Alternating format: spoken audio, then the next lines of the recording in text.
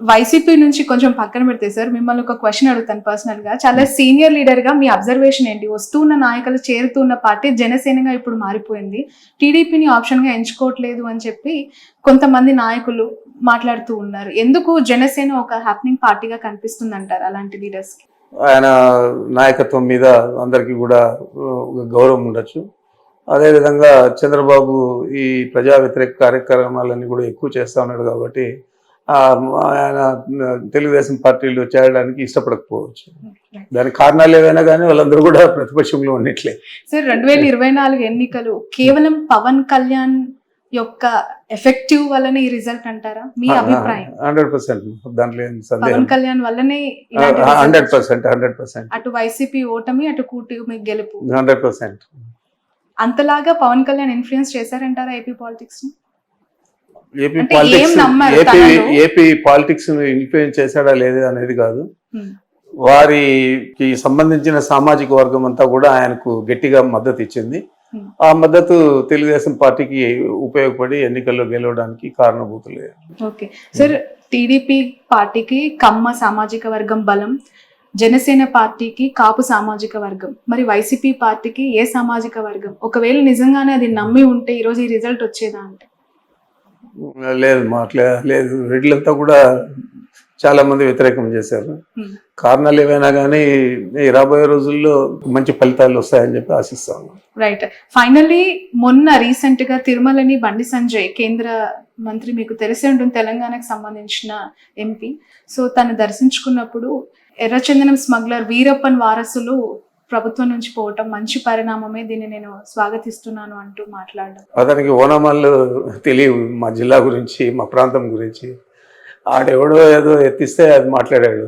ఇదే చంద్రబాబు నాయుడు వాళ్ళ శాసనసభ్యులే 2014లో పోటీ చేస్తే పీలేరులో కిరణ్ కుమార్ రెడ్డి తమ్ముడు కిషోర్ కుమార్ రెడ్డి ఈరోజు శాసనసభ్యుడిగా ఉన్నాడు తెలుగుదేశం పార్టీలో.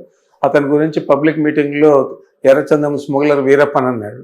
మరి ఆ వీరప్పన్న ఇప్పుడు వాళ్ళ పార్టీలో శాసనసభ్యుడిగా చేసుకున్నాడు. మేము రెడ్ శాండిల్ స్మగ్లింగ్ అనేది ఎంకరేజ్ చేయలేదు.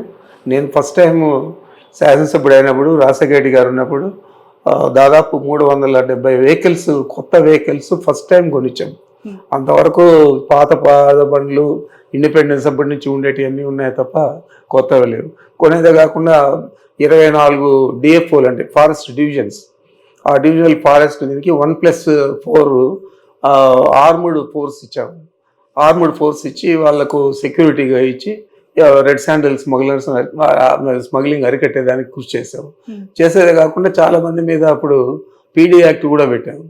మరి అదంతా కూడా ప్రజలకందరికీ తెలుసు, మనం ఏ విధంగా పనిచేసామని తెలుసు. అంటే మీ పరిపాలన వీరప్పన్ లాగా ఉండింది అని తన అభిప్రాయపడ్డారు. అదే నేను చెప్తున్నా, అతనికి ఓనమాలు తెలియదు, జిల్లా గురించి తెలియదు, మా రాయలసీమ ప్రాంతం గురించి తెలియదు. ఎవడో ఏదో చెప్పిస్తే అది ఊతబలికి మాట్లాడాడు.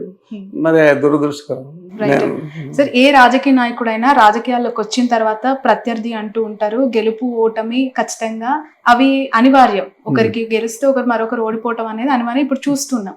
కానీ మీకు చంద్రబాబు నాయుడుకి మీరు చదువుకునే దశ నుంచే గొడవలు ఉన్నాయి అని ఏంటి సార్? అసలు ఎందుకు కొట్టాల్సి వచ్చింది? ఇప్పటి వరకు ఆ కొట్టిన ఇష్యూని ఇంకా కంటిన్యూ చేస్తున్నారు అనేది జగన్ గారు చేసిన కమెంట్. ఎందుకు కొట్టారు? అది నాకైతే గుర్తులేదు. అది ఇప్పుడు స్టూడెంట్ డేస్లో ఎమోషన్స్, సంతోషం, కోపం అన్నీ ఉంటాయి. బట్ ఇప్పటికి పరిపక్వం చెందిన తర్వాత అలాంటి విషయాలన్నీ కూడా మనం మాట్లాడడం మంచిది కాదు. చంద్రబాబు నాయుడు గారు మీరు క్లాస్మేట్సా సార్, లేదంటే సీనియర్ జూనియర్ కైండ్ ఆఫ్? ఆయన నాకు senior. 1 year సీనియరా? 2 years senior. Okay, right. Sir, final 1 question. కాసేపటి క్రితమే ఏపీ హోమ్ మినిస్టర్ని వైఎస్ సునీత గారు కలవడం జరిగింది వివేక హత్య కేసుకు సంబంధించి డెవలప్మెంట్స్ విషయంలో.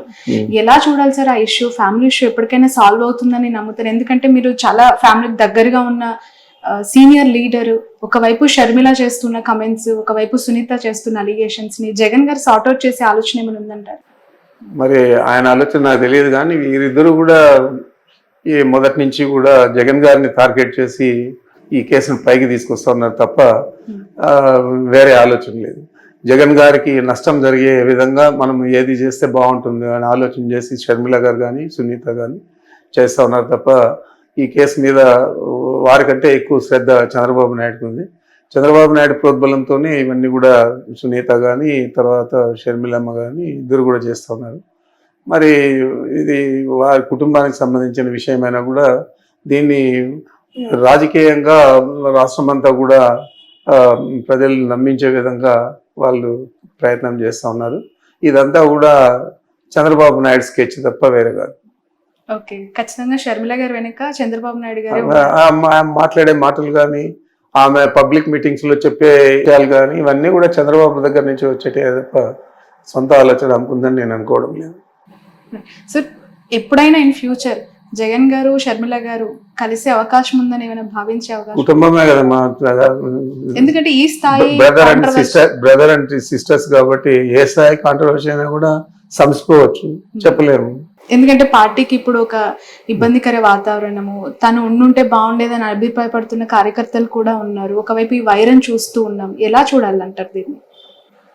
ఏదైనా ఈ కాలమే నిర్ణయిస్తుంది. Right sir,